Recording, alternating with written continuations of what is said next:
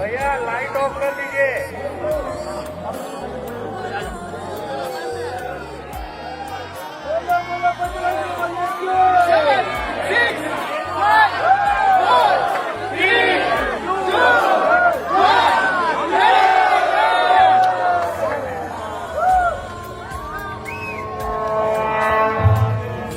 సర్వ మానవాళికి రక్షకుడు, మనకు కొండంత అండగా నిలిచేవాడు, మనసులో తలచిన వెంటనే గుండెల నిండా ధైర్యాన్ని నింపగలిగే మహాయోధుడు, అభయహస్తంతో ఎల్లవేళలా మనల్ని కాపాడే ఆ పవనపుత్రుడి ఇప్పుడు మనసారా స్తుతించుకుంటూ శ్రీ పంచముఖ ఆంజనేయ స్వామిగా అవతారమెత్తిన కథ దృశ్య రూపంలో తిలకిద్దాం రండి.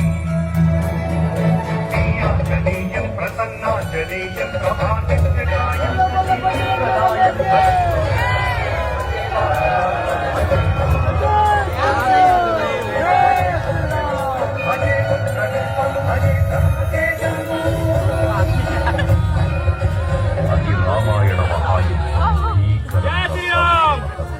శ్రీరామచంద్రుని సారథ్యం వానర సైన్యంతో విజృంభిస్తూ లక్ష్మణస్వామి తనతో పోరాటం చేస్తున్న రావణుడి కుమారుడు ఇంద్రజిత్ తలని బాణంతో ఒక్క వేటుతో వేరు చేశాడు.